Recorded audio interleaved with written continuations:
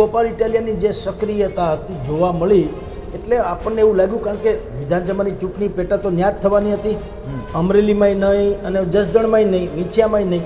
ન્યા એ પ્રસંગોચિત જે આવ્યા એને બધું સ્ટેટમેન્ટ કરી દીધું ને બધું કરી દીધું. વિસાવદરમાં તો જનૂનપૂર્વક લડ્યા અને એ લડવાની અસર કેવી હશે એ તમને કહું કે ભૂપત ભાયાણી ને હર્ષદ રીબડિયા જે હવે કમસે કમ ભાજપમાં છે, પહેલાં એ આમ આદમીમાં કોંગ્રેસમાં જ્યાં હતા ત્યાં, હવે તો બંને ભાજપમાં છે.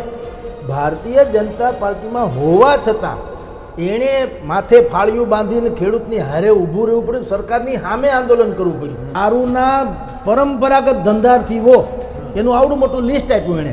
વિસાવદર વિધાનસભા સીટ છે તેનો રાજકીય વનવાસ છે તે પૂરો થવા જઈ રહ્યો છે, કારણ કે જે કેસ ચાલતો હતો તે આખો પાછો ખેંચાઈ ગયો છે ને હવે કોઈ પણ સમયે વિસાવદરની પેટા ચૂંટણી છે તે જાહેર થઈ શકે છે. હવે એમાં સૌથી મોટા સમાચાર એ છે કે આમ આદમી પાર્ટીએ તેનું બ્રહ્માસ્ત્ર છે તે આ સીટ ઉપર છોડી દીધું છે ને ગોપાલ ઇટાલિયા જે ગુજરાતમાં અત્યારે આમ આદમી પાર્ટીનો સૌથી મોટો ચહેરો કહી શકાય તે છે, તેમને ત્યાંથી ઉમેદવાર જાહેર પેટા ચૂંટણી જાહેર થાય તે પહેલાં જ એના ઉમેદવાર જાહેર કરી ચૂક્યા છે. ને આપણે ગુજરાત તક સાથે આ બેઠા જ્યારે આ વાત કરી હતી થોડાક દિવસ પહેલાં, જ્યારે આમ આદમી પાર્ટીએ તેમાં ઉમેદવાર જાહેર નહોતા કર્યા ત્યારે જ જગદીશભાઈ મહેતા છે તેમણે સ્પષ્ટપણે એવી શક્યતાઓ છે તે વ્યક્ત કરી હતી, ખૂબ જ મજબૂત શક્યતાઓ વ્યક્ત કરી હતી કે ગોપાલ ઇટાલિયા આમ આદમી પાર્ટીના વિસાવદરના ઉમેદવાર હોઈ શકે છે. ને એવી જ રીતે થયું કે આમ આદમી પાર્ટીના ઉમેદવાર ગોપાલ ઇટાલિયા છે તે જાહેર થઈ ચૂક્યા છે. આપણી સાથે ફરી એકવાર આ અંગે વાતચીત કરવા માટે જગદીશભાઈ મહેતા છે તે જોડાયા છે. જગદીશભાઈ, હવે આમાં એક સવાલ, સૌથી પહેલો સવાલ એ ઊભો થાય છે કે તમે જે રીતે બધી ચેનલોમાં કીધું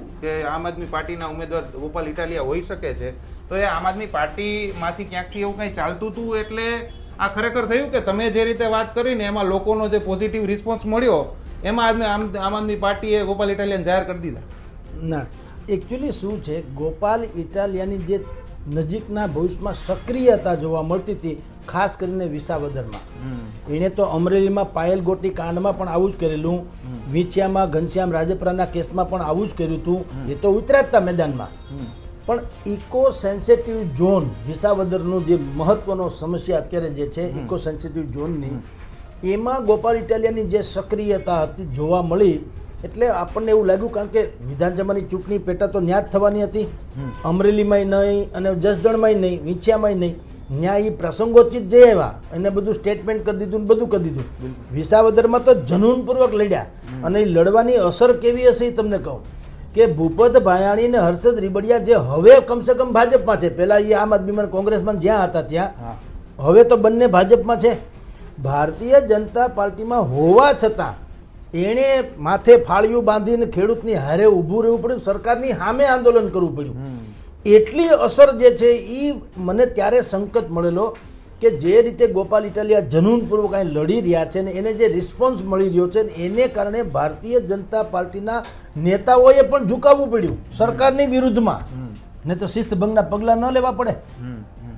પણ એણે કોઈ દિવસ ભાઈ રાબડિયા હોય કે ભાઈ ભૂપત ભાયાણી હોય, એણે ક્યારેય ખેડૂતોને એવું સમજાવવાની કોશિશ નથી કરી કે ઇકો સેન્સિટિવ ઝોનમાં તમારું કોઈ હિત નહીં જોખમાય, અમે બેઠા છીએ આમ તેમ, એવું કાંઈ નહીં. એણે પણ ગોપાલ ઇટાલિયાની જેમ જ કહેવું પડ્યું કે અમે લડી લેવું ખેડૂત સિવાય કોઈને નામ ને તેમ. શું કામ?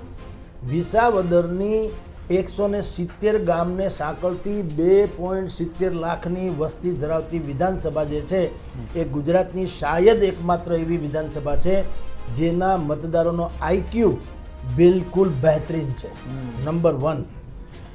ત્યાં કોઈનો ચહેરો ન હાલે, કોઈનું સ્લોગન ન હાલે, કોઈનો ઢંઢેરો ન હાલે, કોઈ વાદ ન હાલે કે કોઈ પણ પ્રકારનું ત્યાં ધર્મ જ્ઞાતિ ઇત્યાદિ કશું જ નહીં. ત્યાં એક મુદ્દાનો કાર્યક્રમ, ખેડૂત, ખેડૂત અને ખેડૂત. કિસાન નેતા તો એ હોવો જોઈએ, ધરતી સાથે જોડાયેલો વ્યક્તિ હોય અને ખેડૂતોના પ્રશ્નોને ધણધણાવી નાખે એમ રજૂ કરનારો હોય. બે લોકો છે, બે પ્રકારના લોકો છે. એક ખેતી, પહેલામાં પહેલું વાત એની એ છે કે ખેતી સાથે જોડાયેલો હોવો જોઈએ. મેં ઘણી વખત કીધું, તમને બી કહું કે કુરજીભાઈ ભેસાણિયા સંસદીય સચિવ હતા. કુરજીભાઈ ભેસાણિયા તમે જુઓ આ વિસાવદર કેવું છે, એમાં કિસાન હોવો જોઈએ, બીજું કાંઈ નહીં, બીજું ગમે એ પક્ષમાં હોય, પક્ષ મેટર નથી કરતા. એ લોકો જનતા પાર્ટીમાંથી જીતાણા, કોંગ્રેસમાંથી જીતા, અપક્ષ તરીકે જીતા, કિમલોપમાંથી જીતા, ભાજપમાં આવ્યા તોય જીતા, ખુરજીભાઈ ભેસાણીયા 5 વખત જીતા, કનુભાઈ ભાલાળા એ પણ મંત્રી રહી ચૂક્યા છે. હવે એ પણ તમે જો જીતા, કિસાન એની આગળ શું લાગે, કિસાન સંઘના નેતા. અત્યારે પણ આ રીબડિયાભાઈ ને ભાઈ ભૂપત ભાયાણી છે, એ બંને કિસાન નેતા છે, ભાજપ નેતા નથી કહેતા લોકો. તમે જુઓ, કિસાન નેતા, જેમ વિઠ્ઠલ રાદડિયાના સહકારી અગ્રણી કહે છે, ભાજપ ઠીક, સહકારી અગ્રણી. અપક્ષમાં મહેન્દ્ર મસરૂ, તટસ્થ અને નિષ્ઠાવાન ને સારો સેવક, મહેન્દ્ર મસરૂની છાપ, એને કોઈ ભાજપ કોંગ્રેસ એ કાંઈ મેટર ન કરે. એમ અહીંયા વિસાવદરમાં જે કિસાન નેતા હોય, એક તો એનો મેળ પડે, પછી બાકીને બધું જ ગૌણ થઈ જાય. આયાતી બાયાતી કુછ નહીં, પક્ષ એ કુછ નહીં. આયાતી હોય તો કેશુભાઈ આયાતી જ ગણાય આમ જુઓ તો. પણ જીતાડ્યા હતા, હાલાકી એ સ્ટેટ લેવલનું એનું ચહેરો ગણાય, પણ કેશુભાઈ જીતા ને. હવે કેશુભાઈ જીતા એટલે આ વિસાવદરની બેઠક જે છે એ સ્ટેટ લેવલની થઈ ગઈ. પેટા ચૂંટણી હોવા છતાં સ્ટેટ લેવલની, ટૂંકમાં ત્યાંથી મુખ્યમંત્રી બનેલા, એટલે એ વીવીઆઈપી કહેવાય ખાસ કરીને. એ બેઠક એટલે આખા રાજ્યમાં કાંઈ ચૂંટણી થાય, પણ વિસાવદરની ચૂંટણી છે ને એ આખા રાજ્યનું ધ્યાન આકર્ષિત કરે.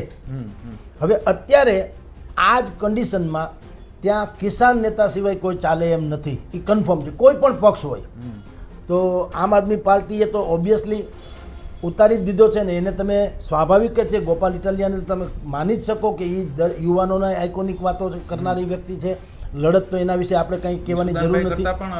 ઓબ્વિયસલી બિલકુલ. તમે એના સોશિયલ મીડિયા એકાઉન્ટ્સમાં તમે એના ફોલો જુઓ. મને તો લોકો કહે છે, આપણી પાસે ટાઈમ નથી, પણ જેટલા લોકો કહે છે લાખોની સંખ્યામાં એના ફોલોઅર્સ છે, એ શું સૂચવે છે કે એની લોકપ્રિયતા ચરમસીમાએ છે. બીજું થોડોક થિંક ટેન્ક વાળો વ્યક્તિ પણ છે ને, હાવ ઉડજુડ તો છે નહીં. એની પ્રત્યેક વાત લોજિકલી તો હોય છે. એક પીઆઈ જે મહિલા લેડીઝ પીઆઈ જે છે, એણે એક સંમેલનમાં એમ કીધું કે પાટીદારના છોકરાઓ કુસંગે ચડી ગયા છે અને દારૂ બહુ પીવે છે. રાઈટ. તો ગોપાલ ઇટાલિયાએ એનો કાઉન્ટર એટેક કઈ રીતે કર્યો ખબર?